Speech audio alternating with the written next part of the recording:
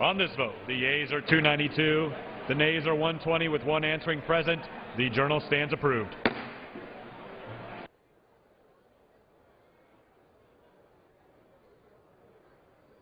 Gentleman from Ohio, seek recognition. Mr. Speaker, I ask unanimous consent to remove my name as a co-sponsor to H.R. 3622.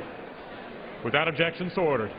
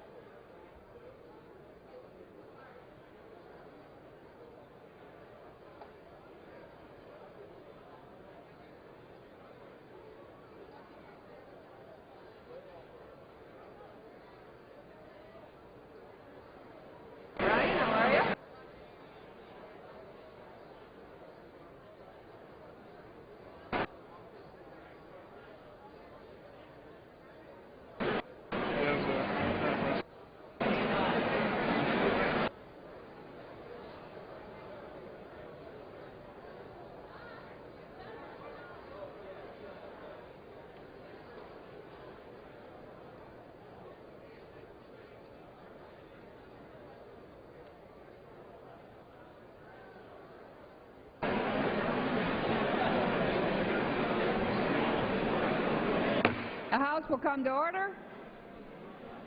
The House will come to order.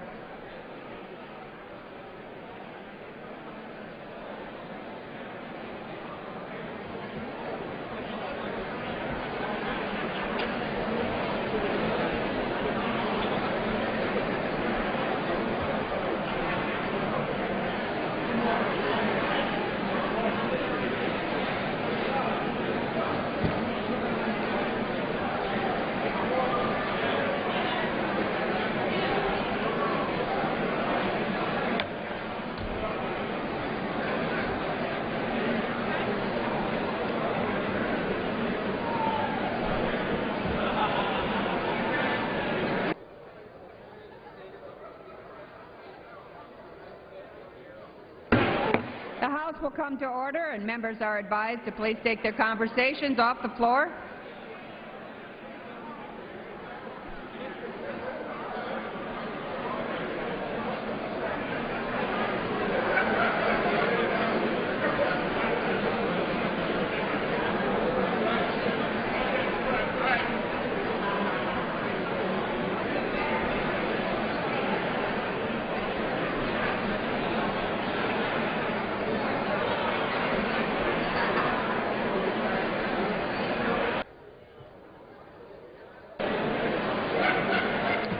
For what purpose does the gentleman from New York rise?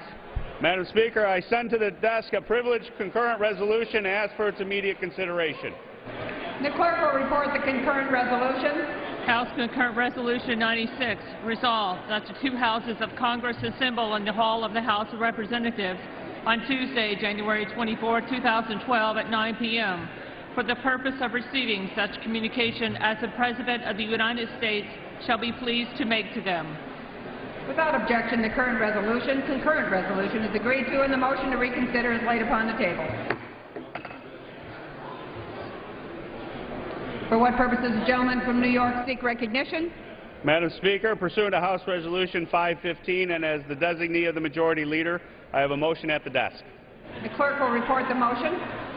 Mr. Reed of New York moves that the House proceed to consider the joint resolution, House Joint Resolution 98, relating to the disapproval of the President's exercise of authority to increase the debt limit as submitted under Section 3101A of Title 31 United States Code on January 12, 2012.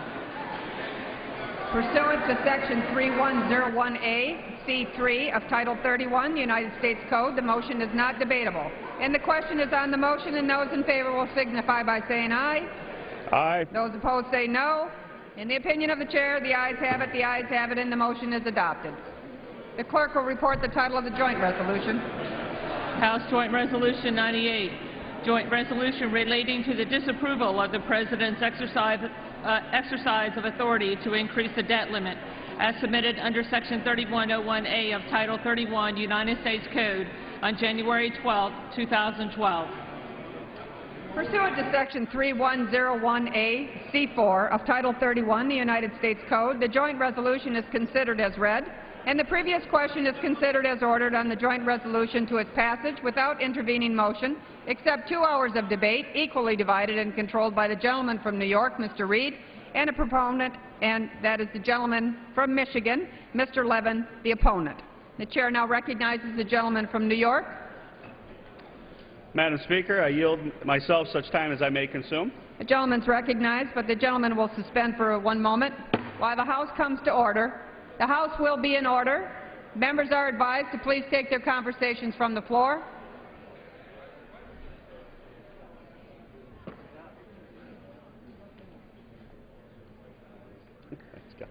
Gentleman from New York.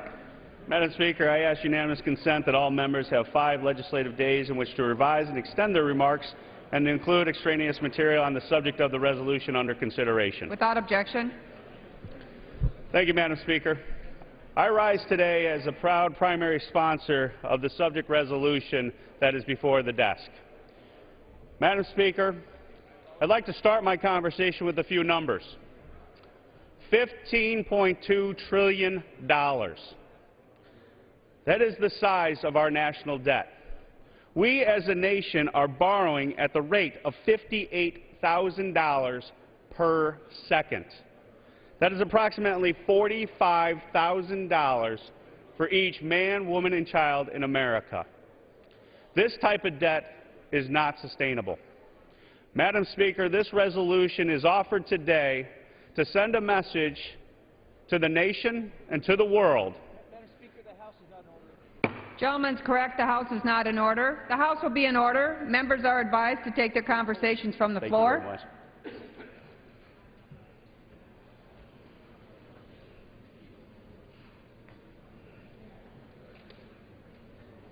Gentleman's recognized. Thank you, Madam Speaker.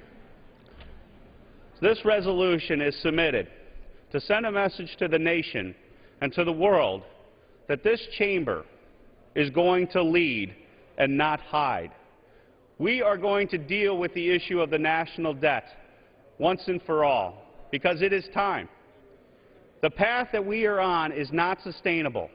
It is a path of bankruptcy.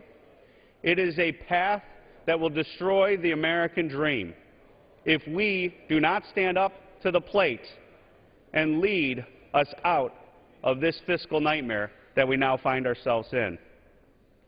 Now, many people in this town and in this chamber and in the chamber on the other side of the Capitol probably would like this issue to go away until after the election. The problem is that the issue will not go away. And even though if we don't want to deal with it politically, we need to deal with it substantively.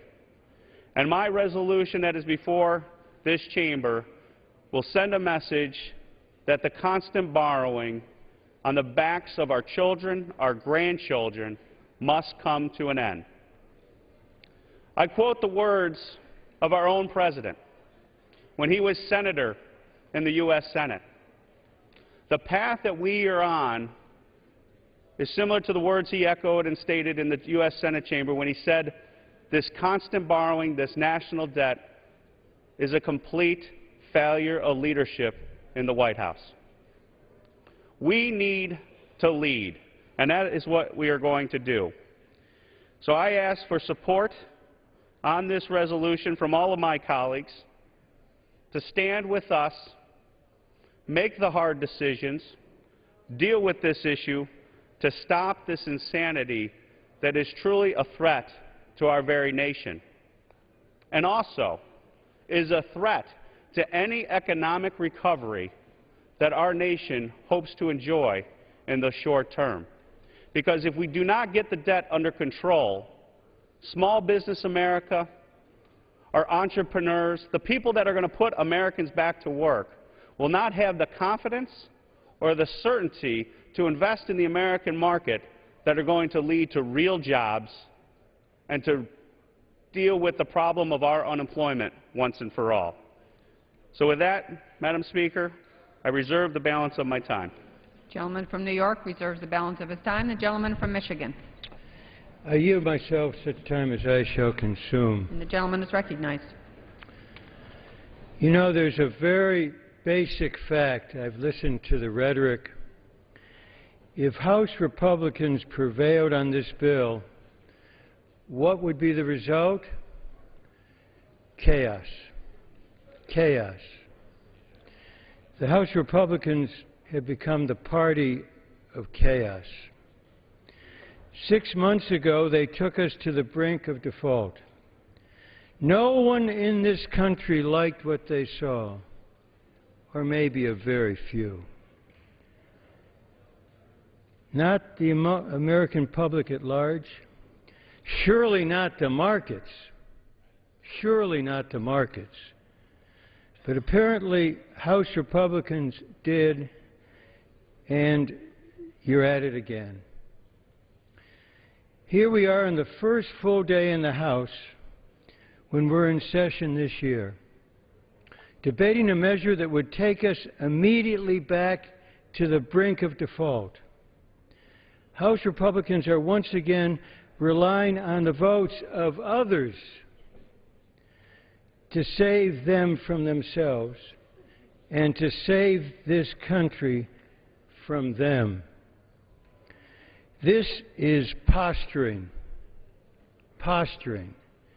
not legislating. This is rhetoric, not real action. And we've seen this movie before. 174 House Republicans voted for the Budget Control Act that set out the structure to keep the government functioning and address our long-term debt. But many decided to turn tail. And on September 14, 228 House Republicans voted in favor of the disapproval resolution to end the President's authority to pay our bills. That's what's fiscally responsible, paying bills. Basically, they were for it before they were against it. It's a rerun of a bad movie when the American people clearly want us to move forward. And unfortunately, House Republicans have turned to Washington with the same confrontational tone they left when they nearly allowed the payroll tax and the unemployment insurance to expire. And I want to emphasize that. The same confrontation, instead of a spirit of seeking common ground, essentially confrontation. And I think the American people have said to you, enough is more than enough. House Republicans act as if we don't already have a deadline looming, one with vast implications for millions of American families. That's what we should be talking about. In 6 weeks, the payroll tax cut expires for 160 million Americans. Federal unemployment insurance begins to end for more than 3 million people searching for work. And access to health care becomes endangered for 46 million seniors and the disabled. Well, last month's job numbers were encouraging. The private sector created more than 200,000 jobs in December, and nearly 3 million since the recovery began. But with 13 million Americans still looking for work, we need to do more. We should be doing everything possible to ensure that our recovery doesn't falter, and you're here supporting something, if it prevailed, that would deeply impact our economy and economic growth. So, here we are in the third week of January, and now we have a conference committee on these issues, charged with the payroll tax cut and unemployment insurance, that hasn't yet happened. Not for lack of wanting on our part. We've been ready and eager to begin. Businesses and families that are trying to plan and budget for the year should not have to wait until the 11th hour once again for certainty. brinksmanship has, for Republicans, I'm afraid, as demonstrated today, become the rule. So I urge we should reject this cynical, this rigidly ideological attempt to take us back to the brink of default. If you prevailed, it wouldn't take us back to the brink. It would throw us over. The resolution, fortunately, is going nowhere. Its only impact will serve to divide and distract from addressing the real needs of the American people. So I assume, as happened once before, a majority and maybe a vast majority of the House Republicans will come down here and essentially contradict what they helped to pass. That contradiction isn't even good politics, and it's terrible policy. I reserve the balance of my time. The gentleman from Michigan reserves the balance of his time. The gentleman from New York. Thank you, Madam Speaker.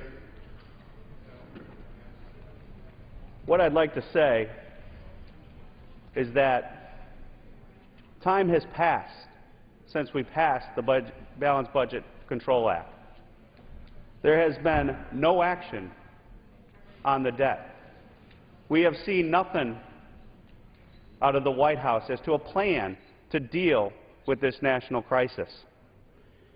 And my colleague on the other side, I will remind, as I am a conferee on that conference committee to deal with the payroll tax rate, to deal with unemployment, and to deal with the doc fix. We were here at the end of December. I was here over the New Year's break, Thursday, Friday, working on it. We're ready to do the work.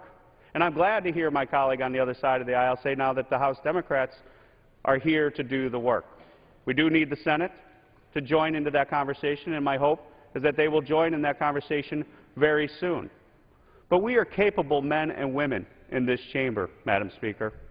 I am confident that we can walk and chew gum at the same time. We will deal with the issue of the payroll tax rate. We will deal with the issue of the unemployment. We will deal with the issue of the doc fix. But we will not take our eye off of what is becoming one of the fundamental issues of our generation, and that is our national debt. And that's what this resolution speaks to, and will constantly remind all of us that we need to be diligent on this issue to get it taken care of once and for all. And with that, I would like to yield to my colleague from Colorado, Mr. Lamburn, 3 minutes. Gentleman from Colorado is recognized for 3 minutes. Madam Speaker, I thank the gentleman from New York for the time and for his work on this vital issue. I am opposed to raising the debt ceiling limit. How in the world can we raise the debt limit when the Senate refuses to work with the House to even pass a budget? The Senate hasn't passed one in 3 years. No one would walk into a bank and ask for a loan without a plan on how they would spend that money and pay it back. So why is it okay for the federal government to operate that way? It's not. The latest increase to the debt ceiling limit allows President Obama to borrow an additional $1.2 trillion, which brings our national debt to $16.4 trillion. And he will likely be back at the end of the year asking for another increase. To put that into perspective, after the Revolution War, when we became a country in 1776, and after that, many wondered if the young democracy could withstand what many at the time considered a crushing debt. The nation had borrowed heavily to pay for the Revolutionary War. The debt when the war was over was about $34 per American, which in today's inflation-adjusted dollars would be about $653. Today's debt, by contrast, is nearly 68 times that size, or $45,000 per American. It's bad enough to borrow money like there is no tomorrow, but to do so without even a budget in place is simply wrong. Today, I have introduced a bill to stop this madness. The Budget Before Borrowing Act, H.R. 3778, is a straightforward, no-gimmicks approach to spending money. It very simply says that the nation cannot raise the debt ceiling limit unless the House and the Senate have agreed on a budget resolution. This can only be waived with a vote of 2/3 of the members of both houses. To conclude, I am opposed to raising the debt ceiling limit, and I urge my colleagues to support this disapproval resolution. With our current debt load and lack of a budget, the President has no business asking to raise our nation's debt at this time. Thank you, Madam Speaker, and I yield back. Gentleman from Colorado yields back. The gentleman from Michigan. It's now my privilege to yield 1 minute to the gentlewoman from Florida, Ms. Wasserman Schultz. Gentlelady from Florida is recognized for 1 minute. Thank you, Madam Speaker. I rise today in firm opposition to this resolution, a political stunt that prevents the increase in the debt limit that this Congress has already approved. This is a dangerous distraction from our efforts to move the country forward, support continued economic growth, and promote job creation. And it flies in the face of the Budget Control Act, which 174 House Republicans voted for last summer. In 2011, my colleagues across the aisle caused multiple self-inflicted economic crises with the specter of defaulting on our nation's debt each time they played with fire regarding the debt limit. The Republican majority simply has not learned that these kinds of empty partisan measures can cause immediate harm to our economy and hurt working families everywhere. This resolution is nothing but a deeply harmful and dangerous charade. Dangerous for Americans still struggling to find work, dangerous for our economy that is depending on a robust and focused recovery, and dangerous for our responsibility as a legislature, tasked not with these grand charades of brinksmanship, but of safeguarding the well-being of our nation. We have already seen America's credit downgraded and watched as other nations face the worst of default. It is time to stop holding our economy hostage to an ideological agenda. I urge my colleagues to reject this resolution and protect the full faith and credit of the United States of America. Thank you. I yield back the balance of my time. Gentleman from New York. Madam Speaker, I am happy to yield 3 minutes to the gentleman from Texas, Mr. Paul. Gentleman from Texas is recognized for 3 minutes. I thank the gentleman for yielding. I ask unanimous consent to revise and extend my remarks. Without objection, the gentleman is recognized. Madam Chairman, we're here today to try to prevent the national debt from going up another $1.2 trillion. But in a way, it's a formality because most everybody knows the national debt is going up $1.2 trillion. And this is sad because this process is a really very mixed effort to try to curtail spending. And this power to the President to ask for a debt increase and then we have to get 2/3 of the Congress to prevent this from going up, this is a creature of Congress. It's also a creature of a mental status here in the Congress of overspending on just everything. And it'd be nice if we could blame everything on the current administration or even the previous administration. But the crisis that we're in has been building over a long period of time, and it's very bipartisan. There's been way too much cooperation in this Congress because those who like spending cooperate and they keep spending. And for a long time we were able to get away with this because we were a very wealthy country. Now we're non-productive. The good jobs are overseas, and yet the spending is escalating exponentially. We're really not facing up to the reality that the problem is spending. Yes, we have to deal with the debt, but the debt is a consequence of too much spending. Where do we spend too much money? In two places, overseas and domestically. And we need to stop the spending. You know, it's really, in my mind, it started about 40 years ago when there was a guarantee that you don't have to worry about debt because we always had somebody there to buy the debt. If we'd have had a market rate of interest where you didn't have the Federal Reserve buying the debt, interest rates would go up and would force us to live within our means. As long as you have a Federal Reserve there with no linkage to anything of soundness since 1971, the Congress has been reckless and the deficits had continued to grow. And the crisis that we're facing today is an inevitable consequence. I believe we're in denial here in the Congress. If we had the vaguest idea of how serious this crisis is financially, not only for us but for the world, we'd cut spending. Because you can't solve the problem of debt by accumulating more debt. It's just impossible to do this. And one other thing that I think we fail to do on both sides of the aisle is really cut spending overseas. It is considered that if you spend more money overseas, you have more defense, and there's no truth to that. Just spending over $1 trillion a year overseas doesn't necessarily give you more defense, and yet nobody's willing to cut. Some of these automatic cuts that are supposed to be in line, they come out of the super committee, everybody's squirming already. How are we going to prevent these cuts? And this pretense that we might cut $1 trillion over the next 10 years is total pretense. We're in total denial that it's cutting something. There's a proposed increase baseline budgeting of $10 trillion. And we're going to cut $1 trillion over 10 years? That's $100 billion a year. Our national debt is going up $100 billion a month.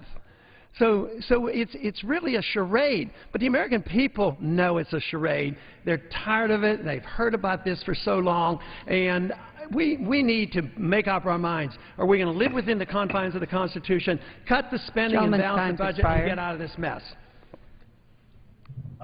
Gentleman, another 30 seconds. Okay, thank you. Gentleman's recognized. But the crisis that we face, as I said, is not just domestic because it is a worldwide crisis. And if we don't do something, we will be forced under very dire circumstances because we cannot bail out the world. We are prepared now through our Federal Reserve to bail out all of Europe. We've been downgraded, France is downgraded, Greece is downgraded, and we believe that all we have to do is spend more money and inflate the currency. Believe me, we ought to face up to reality and live within our limits. And I yield back. Gentleman from Michigan. Now my privilege to yield 3 minutes to the very distinguished senior member of our committee, Mr. Charles Rangel of New York. And the gentleman from New York is recognized for 3 minutes. I was awed in listening to my friend Congressman Paul. He usually comes up with some far-fetched ideas that I have no idea what he's talking about. But the truth of the matter is that he is right. America is walking down a very serious economic path that could not only jeopardize what's left to our fiscal system, but, good or bad, the whole world depends on our system. And I cannot believe that a group of Americans, especially members of the Congress, would say that the President of the United States is not authorized to pay off the debts that we already had. We certainly can find a lot of agreement as to how we got there. Whether it's President Obama or Bush's tax cuts or going to wars that the Congress never declared, hey, all you need is a mathematician to add it up. But we got it there and we owe the money. Who is so less patriotic? Who cares so little about our country that you would have, in addition to the falsehoods they tell about us, saying, and we don't pay our debts either? It's a question that you want to talk about what we do in the future as relates to spending. But I know the debate has to deal with people who don't pay taxes. I know the debate has to say that people are taking unfair advantage of a tax code with so many loopholes in it that the most conservative Republican has to agree it's time for reform. There's a broad area that we can talk about in what we're going to do about wild, reckless spending. But you just don't do it by saying that I am so angry with the President, I am so politically involved in opposing him that I will deny him the opportunity to do what every president has always done, and that is to be able to tell the world that you can count on us to pay the money that we have borrowed. Now, being a politician myself, I know there's extreme things that we go through, but love of our country has to be something that we believe in. And I don't know what Republicans feel such a strong commitment to the Tea Party or whatever other people having parties on the other side, that they would say that they would stop America from paying its debts. I don't believe it. You don't believe it. You know this is not going to pass. But my God, I don't think we should be dictated about in connection with what foreigners think about us. But there should be some dignity and pride in saying if we make mistakes, they're our mistakes, not European mistakes, not foreign mistakes. And if we borrow money and we don't like how much we borrowed, that's our domestic problem.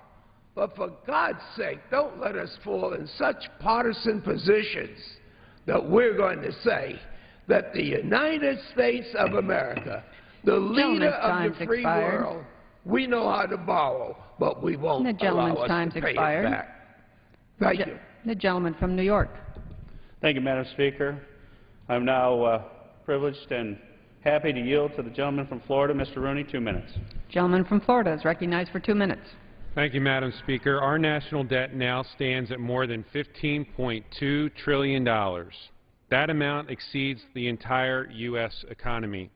Washington's reckless spending now burdens every child born in the U.S. with a $50,000 share of the national debt. If we don't do something about it now, we'll be the first generation in American history to leave our children a nation worse than we inherited. And our skyrocketing debt doesn't just affect our children and their future, it damages our economy and our unemployment rate today. It's a drag on the economy that fuels uncertainty. It hurts our credit rating, it slows economic growth, and it prevents job creation. When President Obama took office, he pledged to cut the deficit in half by 2012. After 3 years in office, has he yet to introduce a credible plan to get our deficits under control? No. Instead, under his watch, the country has hit 3 of the highest deficits on record, and that's unacceptable. The national debt has grown by more than $4.6 trillion in his 3 years in office. We can't solve our debt problems until we address the root cause of this issue, and that's overspending here in Washington, D.C. In the House, we passed a budget that would put our country on the path to a balanced budget. The Senate didn't pass a budget. They didn't take up our budget. They did nothing. We passed nearly $1 trillion in spending cuts, and we're planning to do more this year. The Senate, as I said, has not written a budget in nearly 1,000 days. If your family was trying to get out of the red, you would sit down at the table, figure out how much you're making, how much you're spending, and where you should cut back.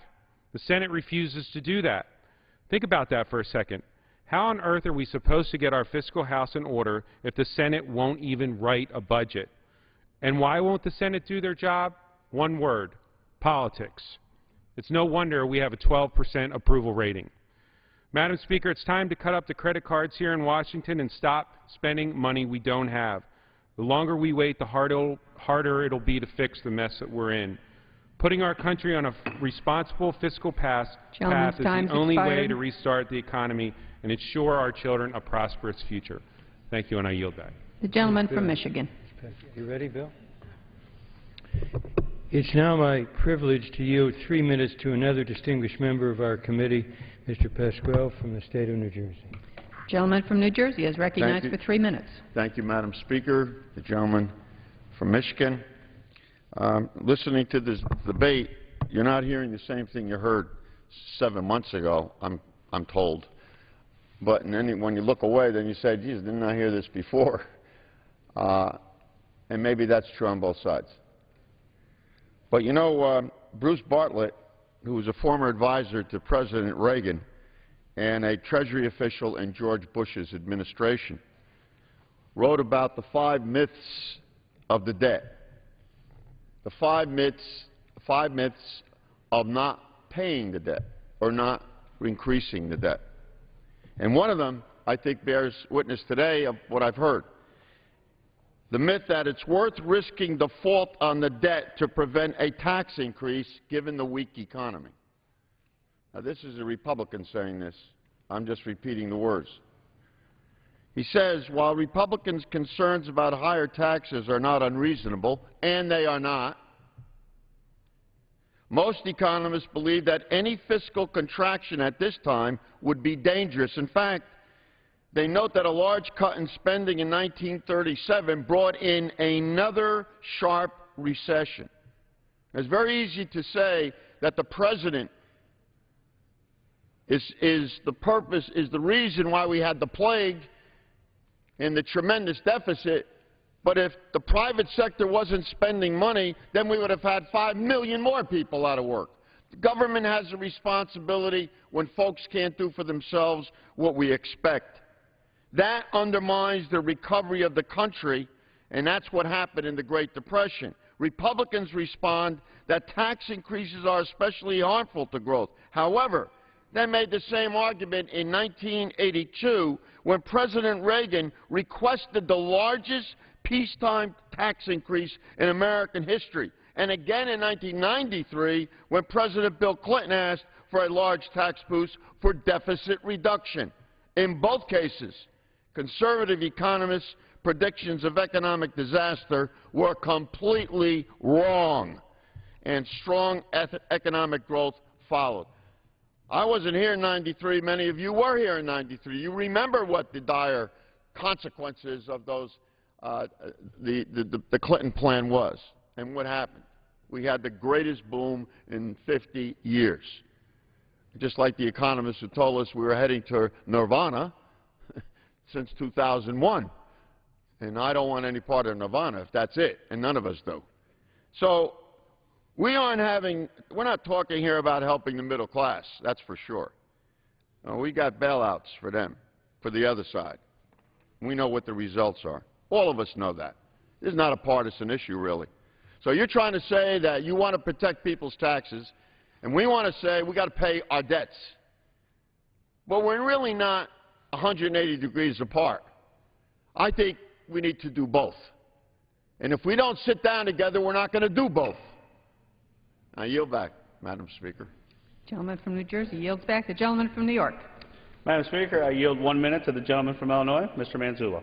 Gentleman from Illinois, recognized for 1 minute. Madam Speaker, any vote to raise the debt ceiling should be tied to restraints on spending. This is the voting card, America's most expensive credit card. During my time in Congress, I voted 9 times against raising the debt limit because it was not tied to spending controls. This is another time to say no. Last August, we were hopeful that we could have gone beyond the $4 trillion mandate in the Budget Control Act, but it did not happen. Unfortunately, the Super Committee could not come to a consensus, and we've been drifting ever since.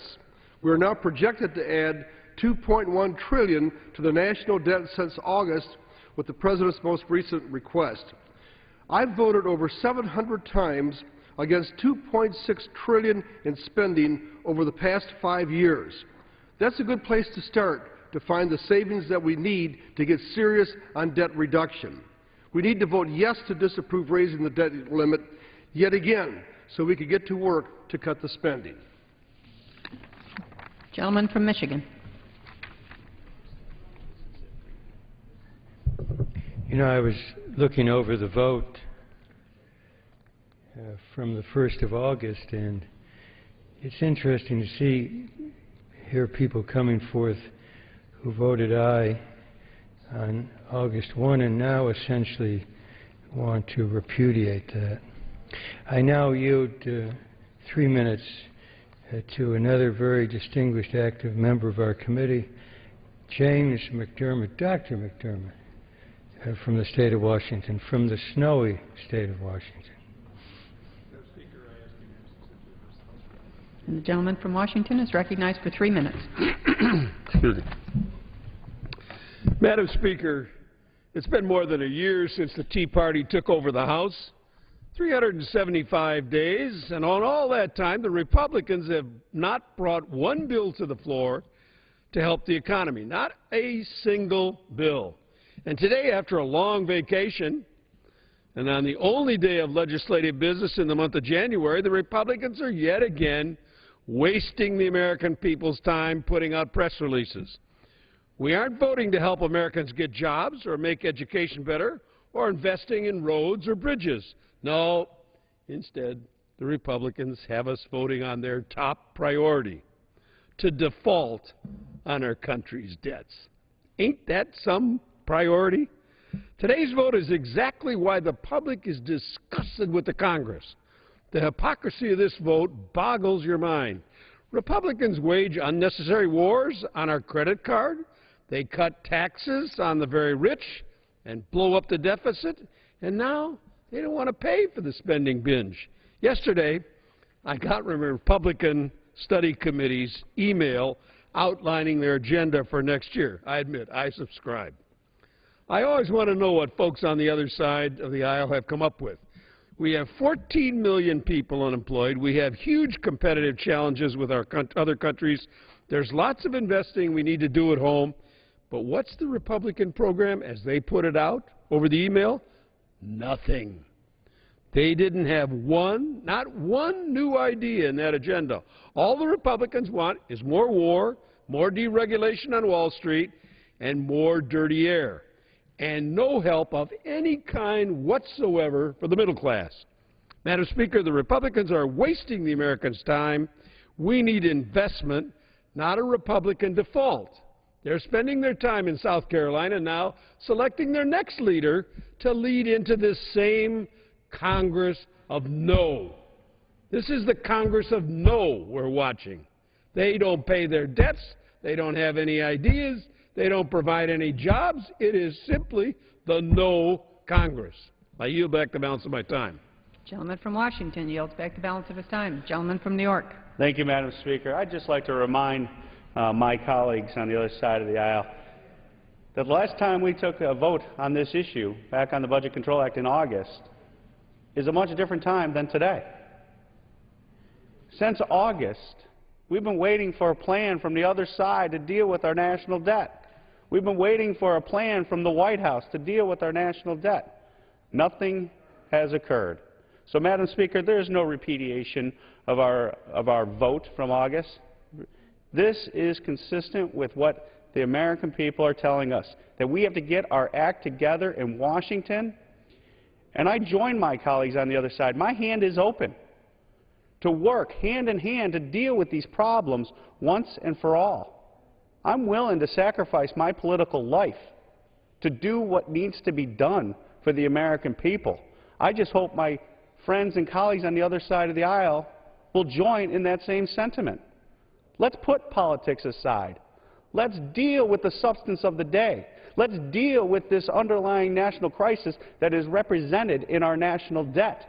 You have many friends over here that are looking to reach out hand to hand, join arm in arm to deal with this problem and deal with the economy of our nation once and for all. I just ask you to jump and join us rather than fight us. And with that, I'm happy to yield to my colleague, Mr. Flake, for 2 minutes, I believe. Gentleman from Arizona is recognized for 2 minutes. I thank the gentleman for yielding. This vote has been called a charade. That is true. It is. Let's face it. The President will veto this. The Senate will sustain the veto. Having said that, for years and years, we raised the debt limit without a discussion, let alone a vote sometimes. It would just happen procedurally. That's wrong. At least this time we've had a discussion back in August. I didn't favor the budget agreement that we had there. I did not vote for it because I think if we're going to raise a debt ceiling, then, boy, we ought to have a plan to pay down the debt or actually deal with the deficit. But I think we have to admit that even if the Senate had passed the House-passed budget, the so-called Ryan budget, we would still have to raise the debt ceiling. I don't think anybody really disputes that. We're going to have to raise the debt ceiling again and again. But at least let's put together a plan to deal with our deficit, and we haven't done that. Now, in our candid moments over here on the Republican side of the aisle, we have to admit that we were headed toward this fiscal cliff long before the current president took the wheel. He stepped on the accelerator a bit. We're going to get there a lot faster. Having said that, this Congress seems to only take action when we're right at that cliff, right staring off into the abyss. We can't do that anymore. We don't know where that next cliff is. It could happen when we have a Treasury auction and have no buyers for our debt. That could happen sooner than we might want to realize. So it behooves us now to actually put together a plan to deal with our debt and deficit. That plan does not exist today. And so I think for that reason we ought to vote for this resolution and then actually put a plan in place to deal with it rather than just letting future generations inherit this debt. With that, I yield back. Gentleman yields back. Gentleman from Michigan. You and myself, 15 seconds. Mr. Flake, the problem is if you prevailed, you'd create an abyss. You'd create an abyss. I now yield 2 minutes to the very distinguished gentleman from Georgia, another active member of our committee, Mr. Lewis. Gentleman from Georgia is recognized for 2 minutes.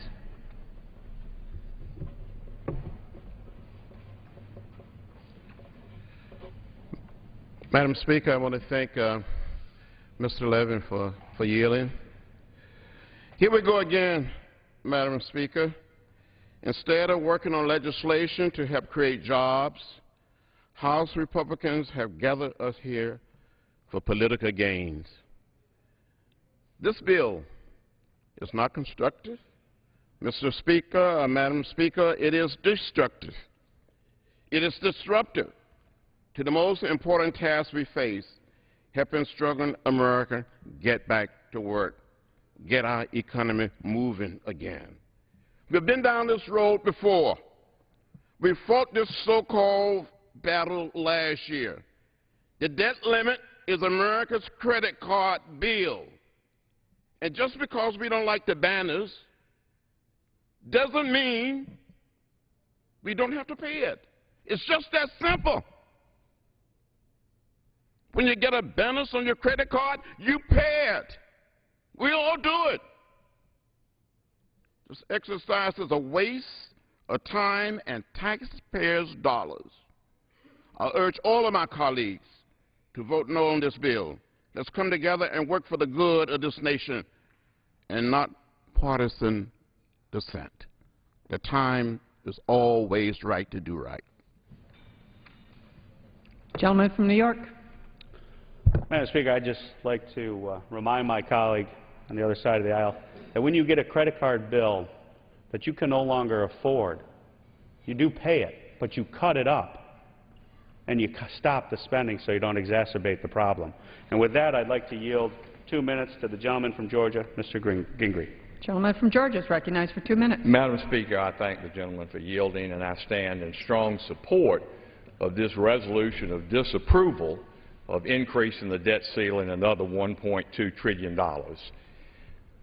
You've heard colleagues on both sides of the aisle, members of the Ways and Means Committee, the distinguished former Chairman, Mr. Rangel, and others speak about why we have to raise the debt ceiling, and that it's something that's been done over the years, and certainly that's true. And the 9 years that I've been a member, this being my 10th year, I've seen it happen many times. And a lot of times it's passed, as Mr. Flake said, procedurally, and the public doesn't even know it.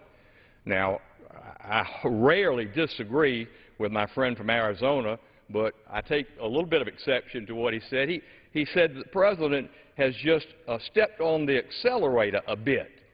I would say $4.5 trillion in 3.5 years is not stepping on the accelerator just a bit, Madam Speaker. That's putting the pedal to the metal. And this has gotten so totally out of hand that it's got to stop. So this is not, on our side, a waste of time, as a gentleman from Washington said. We're not just pandering to the Tea Party. Listen, we're paying attention to the conservatives in this country that first got my attention in 1964, in the conscience of a conservative, and just quit all this spending and get our fiscal house in order. And we need to do that by cooperation on both sides of the aisle. And that's what this resolution of disapproval, yeah, it's going to fail. We understand that. But the American people need to know that there are members of this Congress that are going to stand with them, whether you call them Tea Party or whatever, and try to denigrate them. But we're going to stand with them and do the right thing. And that's why I'm proud to take the time today. And yes, it is important. It may be the most important thing we do to finally say that we're not going to overspend and just automatically. And then we're going to say we're going to cut over the next 10 years, but we're going to borrow over the next year. One point. Gentlemen, it's got another to 30 end. seconds. My colleague has yielded me a little bit of additional time. I'm pretty much ready to wrap up, Madam Speaker, but honestly, this is what we need to do. This is what the American public wants us to do. It's time for us to get together in a bipartisan way, solve this, solve Medicare, solve Social Security. As former Speaker Newt Gingrich said on the campaign trail just yesterday. It's time to take Social Security off budget and have it stand alone, not let the Congress raid the trust fund. We now owe it $2.5 trillion for the Secretary of the Treasury to say, well, if we don't increase the debt ceiling, then seniors are not going to get the Social Security checks. That's baloney, and I yield back. Gentleman from Michigan. Now my privilege to yield to another distinguished member of our committee, Mr. Neal. 3 minutes.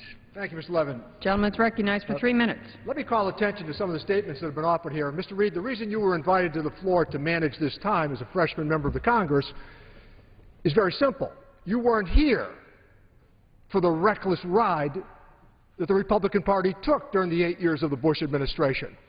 That's why you're here, and the other freshmen who have come to the floor. You weren't here for this tirade of spending. When you said you cut up the credit card, so we're going to cut up the credit card for the VA hospitals? After 35,000 men and women have been wounded serving us honorably in Iraq and Afghanistan? Now look, I voted against the war in Iraq, and I voted against the Bush tax cuts in 2001 and 2003. Now, fact, not opinion. Bill Clinton says goodbye, and there's a $5.7 trillion surplus. Balanced budgets 4 times in 5 years. It's only happened 5 times since the end of World War II. Mr. Flake is one of the few Republicans who will come to the House with a straight face and say, let me tell you how we got here. He knows how we got here, and Mr. Gingrich's a friend, and he knows how we got here.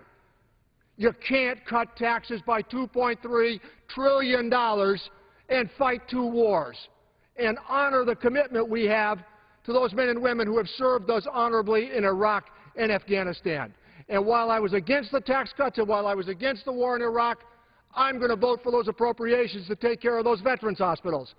You don't cut up the credit card when they come back. You use good judgment before you send them off. What happened here during those 8 years with the prescription drug benefit? What happened during those 8 years with weapons of mass destruction? What happened with tax cuts? And by the way, the corresponding argument on those tax cuts pay for themselves? Well, guess what?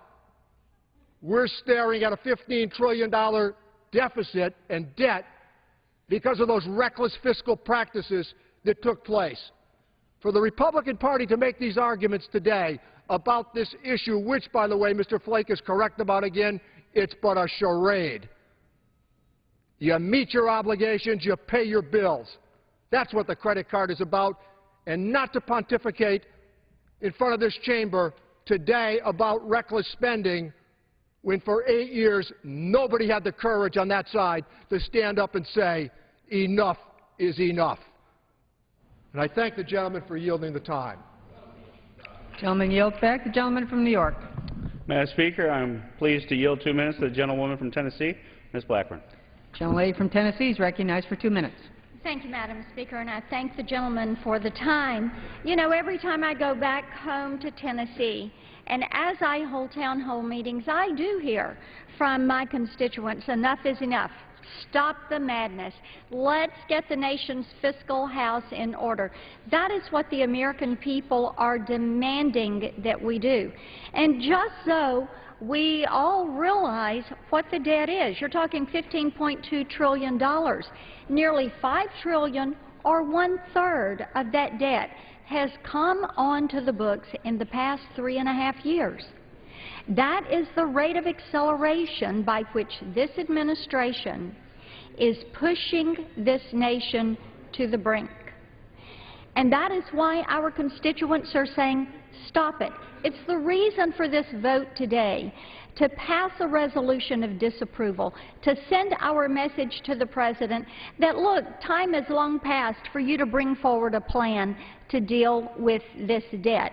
It is your responsibility to do so for this country, and it is your responsibility to do so for future generations, to make certain that children and our grandchildren, like my 2 grandchildren, don't have an increasing share of this. This past year, a family's share grew by 35%. $30,000. $30,000.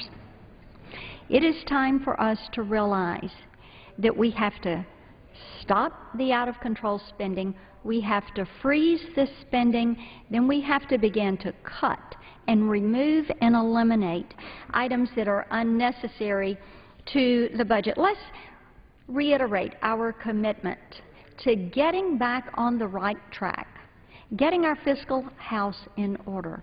And let's reiterate this commitment to the American people that we have hit the high water mark in spending, and we are going to join together in a bipartisan fashion to make certain that we get the federal government's fiscal house in order. I yield back. Gentleman from Michigan. I now yield 3 minutes to another distinguished member of our committee, the gentleman from the great state of Oregon, Mr. Blumenauer. Gentleman from Oregon is recognized for 3 minutes. I appreciate the gentleman's courtesy in permitting me to speak on this measure. What we are dealing with today is a smokescreen to obscure the self-inflicted crisis of confidence that has been unfolding with our friends on the other side of the aisle over the course of this last year. Everybody knew that we would honor our debts that had already been incurred. But they fogged the issue, created doubt, pushed to the brink. And this charade today is a result of what was required to help them get off the ledge onto which they had climbed that risked damaging the credibility and creditworthiness of the United States. The issue should be how we spend money. We need to change how we do business. And I think with all due respect, there are things that we could be working on now to make some progress. There is an opportunity to reform our tax system that is complex and unfair. We're just finding out that Mr. Romney, worth hundreds of millions of dollars, pays less in tax than probably the undocumented workers who worked in his yard. There are opportunities to deal with carried interest, with unnecessary tax breaks that are permanent for oil and gas, while important emerging technologies like wind are in the state of limbo. And the public agrees that the most fortunate among us should be paying a little more. It's only fair. They can do it. It makes a difference. We could be working together on agricultural reform to spend less money but target on farmers and ranchers rather than large agribusiness. We should accelerate the health care reforms that started out bipartisan and relatively non-controversial that actually would help us no longer spend almost twice as much as other developed countries for results that aren't as good. Instead of getting down to brass tacks, my Republican friends are playing games like this measure. Luckily, the game that they are playing today won't crash the global economy, but it will further erode confidence in Congress, and it delays the day that we work together on the elements that I just described, where we could get bipartisan support, change how we do business, reduce the deficit, and give the taxpayer more value for their dollars. Thank you, and I yield back. Gentleman from New York. Thank you, Madam Speaker. I yield 2 minutes to the gentleman from Louisiana, Mr. Scalise. Gentleman from Louisiana is recognized for 2 minutes. Thank you, Madam Chair, and I thank the gentleman from New York for yielding. Let's look at President Obama's record after his first 3 years. President Obama has left us a record of debt, despair, and downgrades. And here we are today debating whether or not President Obama is able to go grab another $1.2 trillion that he adds to the debt of our nation that our children and grandchildren are going to have to pay. The reason we were downgraded is because President Obama himself has still refused to put a plan forward to balance the federal budget. His budget that he purported and pushed forth doubles the national debt in his first 5 years. And of course, then he becomes the first president in the history of our nation to have our debt rating, the debt rating of the United States, downgraded. You know, you look at the despair as Americans are trying to get jobs. We're getting reports today that President Obama is going to reject the Keystone Pipeline, turning his back on 20,000 American families who were looking for those good jobs here in America, making us more dependent on Middle Eastern countries who don't like us. You know, the Canadians, who are a good friend of ours, wanted to send oil down to America. That's oil we don't have to be buying from Middle Eastern countries. And instead, the President is going to, as we're hearing reports of today, is going to turn his back on those 20,000 jobs. And he's going to send that oil and those jobs to China. Now, how preposterous is that? As the President's trying to rack up more debt on the nation's credit card, which we're debating here today, at the same time, he's turning his back and running 20,000 more jobs out of this country. That's the record of this administration. That's what President Obama has given us. And you wonder why we've had over 8% unemployment for almost every single month he's been president. We can't afford the Obama economy. It's time for a change. We need to reject this increase in the debt ceiling. Stop spending money that we don't have, and I yield back the balance of my time. Gentleman yields back. Gentleman from Michigan.